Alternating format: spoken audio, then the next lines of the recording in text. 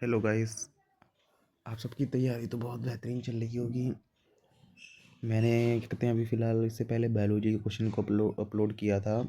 अब मैं कुछ नर्सिंग इंस्टीट्यूट की कुछ पीवाईक्यू क्वेश्चन लेके आया हूँ, जो सीधे क्या कहते हैं नर्सिंग के कुछ पीवाईक्यू क्वेश्चन जो 2023 में 2024 में पूछे गए हैं। आप चाहें तो 2023 या 2024 के पेपर को मिला के देख सकते हैं कि वो क्वेश्चन मैच कर रहे हैं कि नहीं। चलिए, सबसे पहला क्वेश्चन है कि नर्सिंग विटामिन की न्यूनतम से क्या होता है। विटामिन की न्यूनतम से क्या होता है। विटामिन की जो न्यूनतम से क्या होता है। विटामिन की न्यूनतम से क्या होता है। Neurological disorder. Neurological disorder. Second answer है प्रोटीन का स्रोत कौन सा है। प्रोटीन का स्रोत कौन सा है, ये गलत लिख दिया है आपने। प्रोटीन का स्रोत कौन सा है, इसमें से प्रोटीन का सबसे अच्छा स्रोत कौन सा होता है। एग, जो हमारे लिए बहुत अच्छा एक प्रोटीन के लिए स्रोत बनता है। नेक्स्ट क्वेश्चन है थर्ड। कुल जनसंख्या नहीं, कुल रूपांतरण का निर्धारित किया जा सकता है। जनसंख्या नहीं है तो उनको निर्धारित किया जा सकता है। एनुअल सर्वे। फोर्थ क्वेश्चन है वह रोग जो जन्म से ही पाया जाता है, शरीर में पाया जाता है, उसे क्या कहते हैं। पहली बात, वह रोग जो जन्म से पाया जाता है, जन्म से पाने वाले को हम लोग जन्मजात कहते हैं। इसको इंग्लिश में कॉन्जेनिटल कहते हैं। एंड लास्ट है फिफ्थ क्वेश्चन। दूध का पेस्चुरेशन कहाँ का अर्थ क्या है, मतलब दूध किससे होता है। दूध, इसका आंसर है सी, रोगजनक जीवाणु को नष्ट करना, जो एंटीबायोटिक समझिए उसको कहते हैं। जो गंदे भी इस दूध में इतना पावर होता है कि जब बच्चा पैदा होता है तो जब बच्चा पैदा होता है तो उसके स्टार्टिंग के जो 7 दिन होते हैं, 7 डेज, उनमें जो ये वो दूध चलता है वो बहुत फ़ायदेमंद होता है, एंटीबायोटिक की तरह होता है।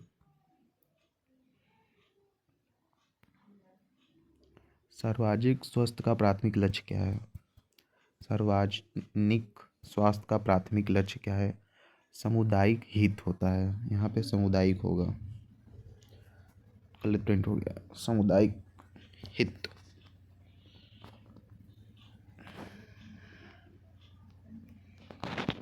नेक्स्ट क्वेश्चन, पिट्यूटरी ग्लैंड का नियंत्रित कौन करता है। पिट्यूटरी ग्लैंड का हाइपोथैलेमस।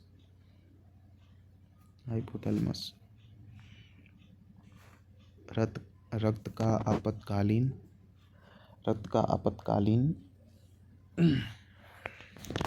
ग्रंथि है।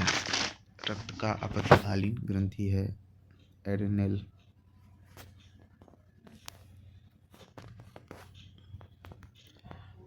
गोइटर रोग पैदा होता है जिसकी कमी से, में थायरोक्सिन।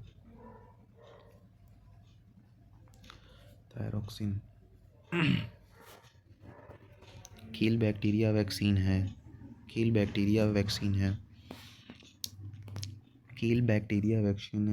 टिरोसिस। निम्न में से किस अंग लाल रक्त कण को कब्रिस्तान कहा जाता है। स्प्ली को कहा जाता है। निम्न में से कौन सा बड़ा वायु प्रदूषक सूचक है। लाइचिन।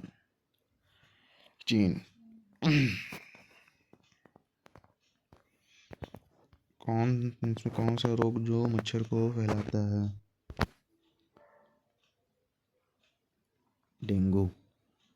डेंगू कैसा है, और डेंगू कौन सा डेंगू होता है। डेंगू मतलब कौन सा मच्छर होता है जिससे डेंगू का होता है, वो आप लोग कमेंट में बताइए मुझे। कमेंट करिए, कमेंट करिए कि कौन सा मच्छर होता है। बच्चों में अतिसार का आम कारण है रोटावायरस।